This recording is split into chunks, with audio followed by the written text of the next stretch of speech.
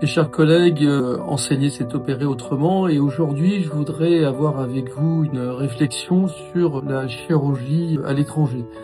Il y a beaucoup d'influenceurs qui incitent les patientes à se faire opérer en Allemagne en particulier, en Espagne, voire d'autres pays. Et tout cela m'interpelle, je connais bien mes confrères d'outre-Rhin, du fait de mes responsabilités dans différents congrès. Ce sont de bons chirurgiens, mais le niveau est comparable, on peut pas dire qu'il soit supérieur. Et surtout que la France, je sais qu'on a pas mal de problèmes en France, mais s'il y a un domaine où la France continue à exceller, c'est bien celui de la chirurgie, et en particulier de la chirurgie plastique.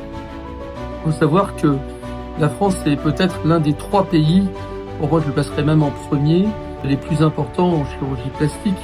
La France est à l'origine d'énormément d'innovations. On est à l'origine des greffes de visage, c'est quelque chose pour participer à cette d'entre elles. On est à l'origine de la chirurgie crânio-faciale avec Paul Tessier, qui a permis de soigner toutes les dysmorphoses. On est à l'origine du traitement des gueules cassées avec Hippolyte Morestin. Et puis dans le domaine de l'esthétique, on l'oublie, mais l'acide hyaluronique en esthétique, au départ c'était français. C'est en France que ça s'est fait.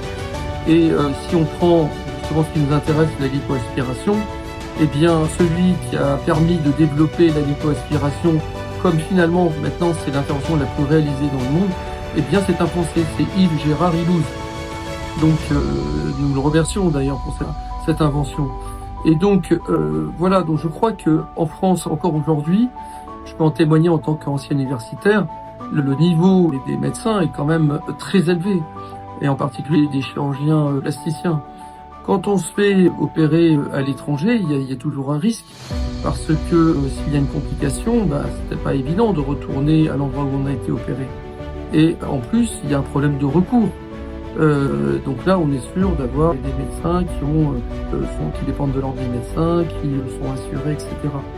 Donc moi, je crois que c'est plutôt l'inverse. On a actuellement beaucoup de patientes qui viennent du Moyen-Orient, beaucoup des États-Unis actuellement, et même on dit que beaucoup de Françaises vont opérer en Afrique du Nord, mais je peux vous garantir qu'il y a énormément de patientes des différents pays d'Afrique du Nord qui viennent en France se faire opérer à leurs frais.